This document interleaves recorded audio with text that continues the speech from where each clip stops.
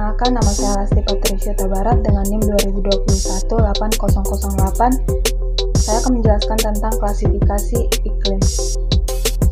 Mengapa perlu klasifikasi iklim? Kombinasi berbagai faktor iklim apabila menempati topografi yang berbeda akan menimbulkan iklim yang sifatnya khas bagi daerah itu atau iklim geografis.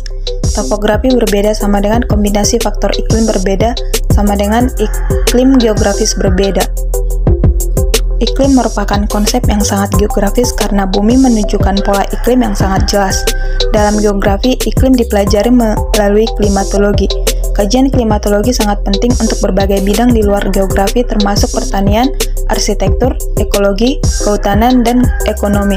Karena iklim merupakan faktor yang mempengaruhi perilaku manusia dan proses alam melalui berbagai macam cara. Ada dua klasifikasi iklim yang utama. Pertama, yang menunjukkan relasi genetis. Misalnya semua iklim musim atau monsoon climate tidak sama-sama bersebab pada angin musim. Tetapi sayangnya tidak diperhatikan unsur suhu dan presipitasi sehingga sama-sama termasuk iklim musim tetapi mengandung perbedaan dalam tanggapan biologisnya. Kedua, klasifikasi yang berdasarkan efek-efek yang mirip. Misalnya semua iklim gurun akan menunjukkan gejala yang sama yaitu kekeringan. Tetapi penyebab kekeringan itu dapat berlainan antara gurun. Dalam klasifikasi iklim, respon biologi sangat penting untuk diperhatikan. Hal ini karena klimatologi sebagai bagian dari ilmu kebumian sudah selayaknya memperhatikan kausal antara persebaran iklim tertentu dan memandang pengaruh iklim atas seluruh kegiatan manusia sebagai syarat yang asasi. Indikator utama dari pengaruh tersebut diwujudkan oleh tipe-tipe vegetasi dan selanjutnya akan melahirkan respon yang bersifat fisis dan ekonomis. Indikator lain berupa kondisi tanah, persediaan air tanah, dan campur tangan manusia. Perlu diingatkan bahwa data klimatologis bukan data tumbuhan tetapi nilai-nilai statistik dari unsur iklim yang pokok adalah suhu dan curah hujan. Klasifikasi iklim tertua sejak zaman Yunani kuno yang dasarnya hanya berupa suhu. Pada periode ini telah dikenal adanya variasi suhu yang diakibatkan oleh perbedaan letak lintang, atau tetapi peranan darat dan laut kurang diperhatikan. Supan 1896, pencetus gagasan membagi bumi menjadi 35 provinsi iklim, menyarankan isoterm 20 derajat Celcius dijadikan batas luar dari zona iklim panas. Isoterm tersebut letaknya kira-kira berimpit dengan zona angin pasat sekaligus batas tumbuhnya pohon palma. Adapun sebagai batas luar dari zona iklim dingin disarankan isoterm 10 derajat Celcius untuk bulan terpanas yang berimpit dengan zona pertumbuhan pohon.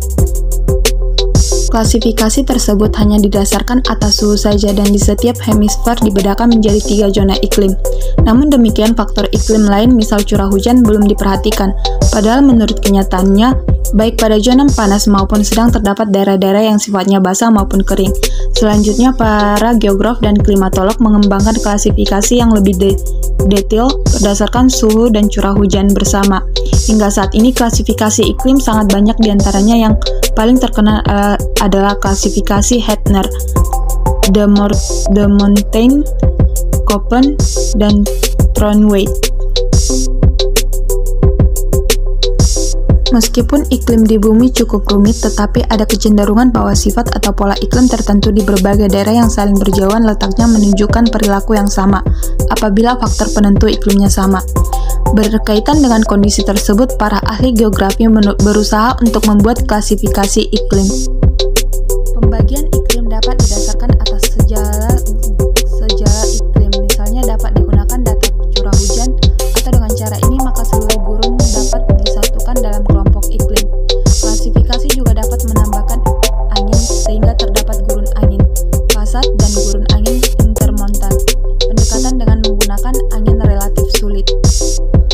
Ragam iklim pada berbagai tempat di permukaan bumi ditentukan oleh beberapa gabungan proses atmosfer yang berbeda.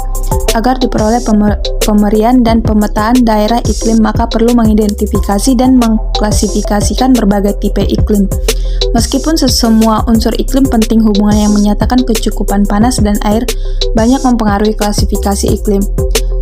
Thornweyde 1933 menyatakan bahwa tujuan klasifikasi iklim adalah menetapkan pemerian ringkas jenis iklim ditinjau dari segi unsur yang benar-benar aktif, terutama air dan panas. Unsur lain seperti angin, sinar matahari, dan perubahan tekanan ada kemungkinan merupakan unsur aktif untuk tujuan khusus. Pemahaman yang lebih baru tentang klasifikasi iklim adalah dengan melihat hubungan sistematik antara unsur iklim dan pola tanaman dunia. Telah banyak ditemukan kolerasi antara tanaman dengan unsur panas atau air. Dengan demikian, indeks suhu atau air digunakan sebagai kriteria untuk menentukan jenis iklim. Klasifikasi iklim berdasarkan pola tanaman biasanya dikaitkan dengan hutan, hujan, gurun, padang rumput, atau tundra. Tipe iklim Köppen. Kolerasi antara iklim dengan vegetasi telah mulai banyak diperhatikan, dimulai dari von Humboldt 1769 sampai 1856, seorang geograf tumbuhan Jerman yang mengadakan riset di beberapa bagian di benua Amerika Selatan. Humboldt, de Coldel, maupun Grace Beach berpendapat bahwa faktor suhu sangat penting, walaupun pengaruh hujan juga tidak dapat ditinggalkan. Pada tahun 1918, Waldimir Köppen memperkenalkan model iklim Köppen dengan dasar klasifikasi rata-rata suhu dan curah hujan bulanan dan tahunan. Vegetasi lokal dipandang sebagai ekspresi dari totalitas iklim di situ. Kehidupan vegetasi dipengaruhi presipitasi dan evaporasi. Model iklim ini digunakan secara internasional dalam buku-buku klimatologi selalu muncul. Köppen dibaca kepun dikembangkan oleh Waldimir Köppen dengan melihat adanya hubungan antara region vegetasi yang utama dengan karakteristik iklim regional. Sistem ini mendeskripsikan iklim berdasarkan rata temperatur bulanan, rata curah hujan bulanan, dan total curah hujan tahunan. Berikut ini adalah tipe-tipe iklim Köppen. Klasifikasi iklim yang dibuat oleh Smith-Ferguson merupakan salah satu jenis klasifikasi yang banyak digunakan di Indonesia. Klasifikasi iklim ini mendasarkan pada curah hujan. F.H. Smith dan J.H.A. Ferguson 1951 mendasari sistem klasifikasi iklim untuk Indonesia dengan sifat basah dan keringnya bulanan. Kriteria basah dan kering diambil tanpa perubahan apapun dari Moore. Smith-Ferguson 1951 menentukan tipe iklim di Indonesia berdasarkan bulan basah dan bulan kering yang dianalisis dari data hujan minimal 10 tahun. Smith-Ferguson menerima metode Moore dalam menentukan bulan kering dan bulan basah. Menurut Moore, berdasarkan penelitian tanah terdapat 3 derajat kelembapan, yaitu jika jumlah curah hujan dalam satu bulan kurang lebih 100 mm sama dengan bulan basah. Jumlah curah hujan ini melampaui jumlah penguapan. Jika jumlah curah hujan dalam satu bulanan kurang lebih 60 mm sama dengan bulan kering, penguapan banyak berasal dari air dan tanah daripada curah hujan. Jika jumlah curah hujan dalam satu bulan 60 mm sampai 100 mm sama dengan bulan lembab, curah hujan dan penguapan kurang lebih seimbang. Simbol A sampai H digunakan untuk klasifikasi iklim ini. 8 jenis ini batas antaranya berupa rasio atau Q, nilai rasio dalam persen, dan A sama dengan indeks seharga 0 sampai 8. Smith-Ferguson menghitung jumlah bulan kering dan bulan basah dari tiap-tiap tahun, kemudian diambil rata-ratanya. Tipe iklim ditentukan dengan menghitung nilai Q, yaitu perbandingan antara rata-rata bulan kering dengan rata-rata bulan basah. Hasilnya terdiri dari 8 tipe iklim, yaitu tipe iklim A, sangat basah, vegetasinya hutan hujan tropis. 2. Tipe iklim B, basah, vegetasinya juga hutan hujan tropis. 3. Tipe iklim C, agak basah, vegetasinya hutan gugur. 4. Tipe iklim D, sedang, vegetasinya hutan musim. 5. Tipe iklim E, agak kering, vegetasinya sabana. 6. Tipe iklim F, kering, vegetasinya sabana. 7. Tipe iklim G, sangat kering, vegetasinya padang ilalang atau hanya ada di Palu. 8. Tipe iklim H, luar biasa kering, vegetasinya dan lokasi sama dengan G. Tipe iklim Moore. Selain klasifikasi iklim yang dibuat oleh Smith-Ferguson, jenis klasifikasi iklim lain yang dirasa sesuai dengan banyak diterapkan untuk wilayah Indonesia adalah tipe iklim Moore. Sama halnya dengan metode Smith-Ferguson, Moore juga menggunakan unsur curah hujan sebagai dasar klasifikasi iklim. Bahkan Moore 1933 merupakan ahli yang pertama mengajukan klasifikasi iklim di Indonesia yang didasarkan pada curah hujan.